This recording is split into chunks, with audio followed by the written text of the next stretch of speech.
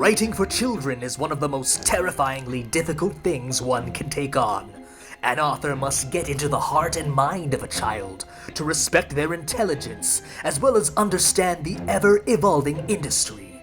This is a talent that can only be amplified in the new paranormal.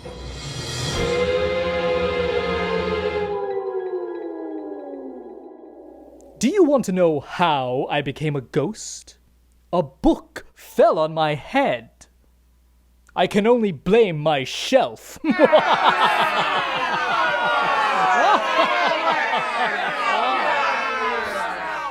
Speaking of books, my guest today is the author of my favorite book series growing up, The Adventures of the Bailey School Kids. Each story revolves around 4 third-grade best friends who are convinced that people around them are mythical creatures. Such titles include Vampires Don't Wear Polka Dots, Werewolves Don't Go to Summer Camp, Gremlins Don't Chew Bubblegum, Aliens Don't Wear Braces, Witches Don't Do Backflips, Zombies Don't Play Soccer, Gargoyles Don't Drive School Buses, Mummies Don't Coach Softball, and Ghosts Don't Eat Potato Chips. For the record, yes we do. We love potato chips. Anyway, please welcome esteemed author Debbie Dadey. Hi, I'm Debbie Dadey. Thanks for joining me in Tennessee. Debbie, what about writing fantasy horror attracts you? I think it's probably the idea of creating a new world. Because, well, in any writing, you're creating a new world, but in fantasy and horror, especially fantasy, you really are, because you're creating this whole new world, basically. And I like that. I think it's kind of an exciting thing to do. It's kind of like your little mini god or something that you're making this adventure in this whole world for creatures or people to have adventures in. Do you know why ghosts always need more books? Because we go through them too quickly. Now, every book in this series usually revolves around a misunderstood adult figure in the Bailey School Kids' purview. Were there adult figures in your youth that inspired this motif? I used to be a first grade teacher, and I was a school librarian. And all the time I saw kids who were misunderstood. They got in trouble on accident sometimes, and that sort of snowballed into them being this kind of like troublemaker, kind of kid, or having that reputation as being a troublemaker. And it was just because they were misunderstood. And I think most of us feel like maybe we're misunderstood, or maybe everybody else is perfect and we're not. And that kind of is in with my writing too. I think that we're all kind of misunderstood, and maybe these creatures are misunderstood or not. I will tell you a secret about the Bailey School Kids. The very first book was Vampires Don't Wear Polka Dots. And when we first wrote that story, my friend Marsha Jones and I wrote all the Bailey School Kids. We actually had Mrs. Jeepers turn into a vampire monster right in front of all the kids.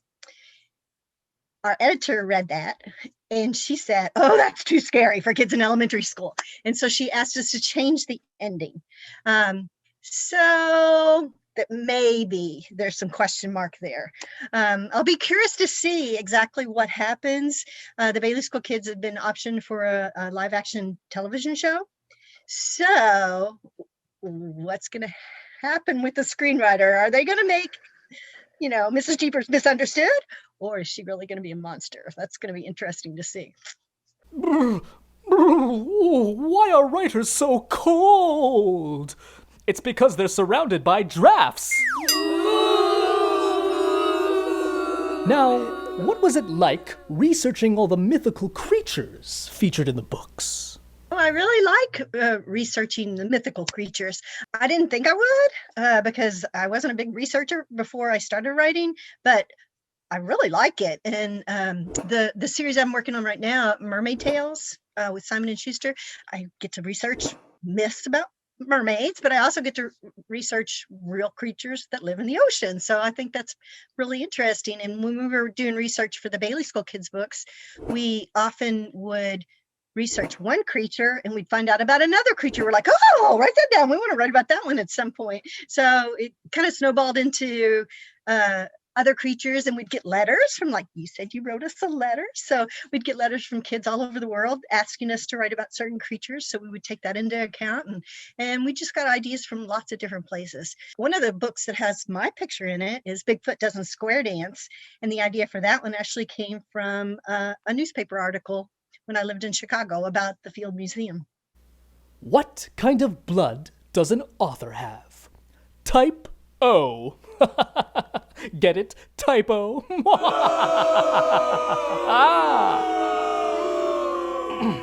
How do you decide what content is too scary for kids? I've written over about 179 books. Most of them have been on a third grade level. So pretty much that's where I'm thinking of. I don't know. It just seems to come out of me on a third grade level. And I've written some novels for older kids, and I struggle with that because third grade just seems to be where I'm comfortable writing. And I think being a school teacher and being a school librarian, I was pretty much familiar with what's appropriate for that level. And when we sold our first book to Scholastic, it was like, oh my gosh, a book about monsters for second, third graders. This is too scary. But they said, well, you know what? This is from a teacher and a school librarian. We think that that's probably safe. So they thought that we were safe approaching that, and maybe the way that we approached it was safe as well, because we approached it as, well, they might be a monster and they might not be a monster. So maybe that made it a little bit safer too at the time. I'd like to take this moment to read an excerpt from a complimentary book published in the Adventures of the Bailey School Kids book series. The Bailey School Kids Joke Book.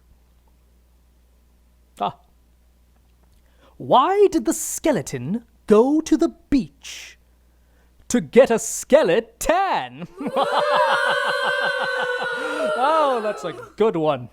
Now, how is writing fiction for kids different today? I know kids face a lot today that they didn't when I first started writing. The first Bailey School Kids book came out in 1990. But really, a lot of the same issues that were important then are still important today. Kids still want to have friends. They still want mom and dad to love them. They still are scared of monsters. So I think in some ways that never changes. School, friends are still important. And truly, the Bailey School Kids books, they have monsters on the cover and they're about monsters maybe, but what they're really about is the friendship of the characters and them working together. And I think that's an important thing for all kids. Why could the little ghost see right through her father? Because he was transparent.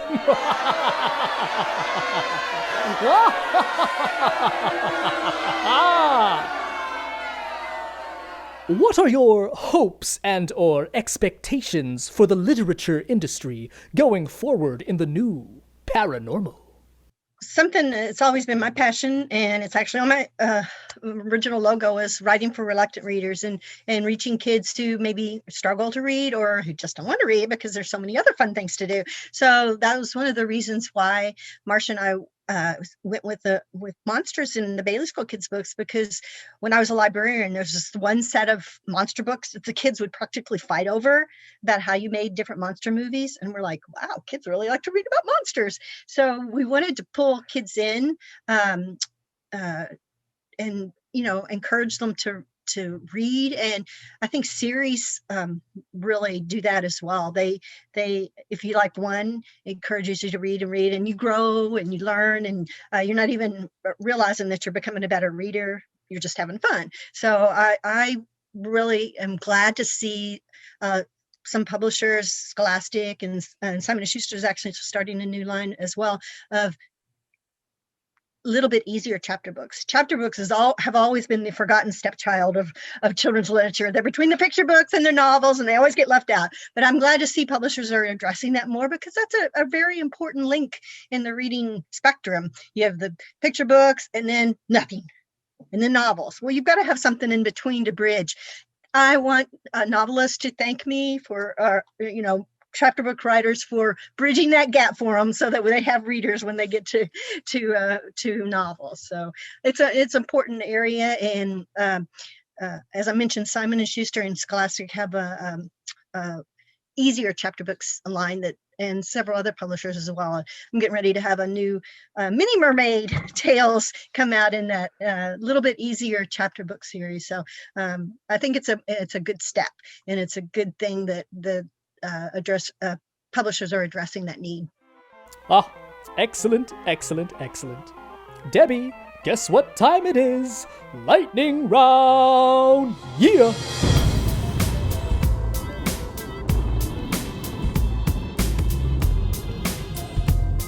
Favorite movie? My favorite movie is Gone with the Wind. Favorite fictional character? Well, since my favorite movie is Gone with the Wind, I'm going to have to go with Scarlett O'Hara for my favorite fictional character. If you didn't write, what would you do for work? If I didn't write, I would definitely want to be a school librarian again. That was a great job. I love teaching, but being a school librarian is kind of like being a grandma. And you get to go to work every day, and you see the kids year after year, and you really become, a grandma to them. And plus you get to have fun. You get to have a lot of fun, get them all excited, send them back to their teacher. No. Oh, I wanted to visit the world's biggest library. Unfortunately, it was overbooked. If you were to get a gift for the last person you texted, what would you get them? A gift for the last person I texted would definitely be my husband, and it would be a watch. Say something in another language. I wish I knew Spanish. I wish my books were in Spanish. The Bailey's books have been in some languages. Mermaid Tales have been in Chinese. I don't speak Chinese. The only thing I can remember from high school English French class is about maybe bonjour. Favorite Halloween costume? Wasn't mine. I'm going to have to pick two. One was Lala, that my youngest son was when he was a little. You probably don't even remember. The Teletubbies. My daughter was a sumo wrestler. That was so funny. So I'm going to go with two. Favorite carb? I'll go with bread, although unfortunately I live them all, so. Do you believe in writer's block? I do not believe in writer's block because I don't believe there's any day in which you cannot write. Unfortunately for me, there's a lot of days I can write poorly, but I can still write.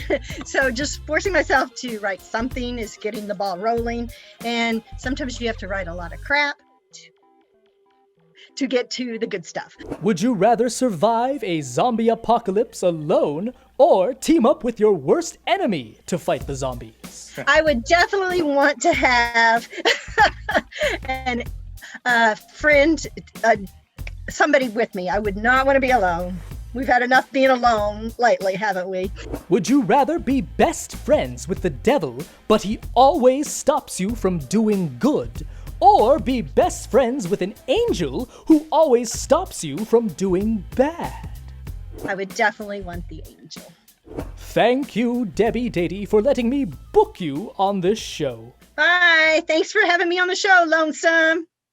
And for all you kids out there, remember this: better read than dead. My friends, I must ghost you for now. Until next time, goodbye.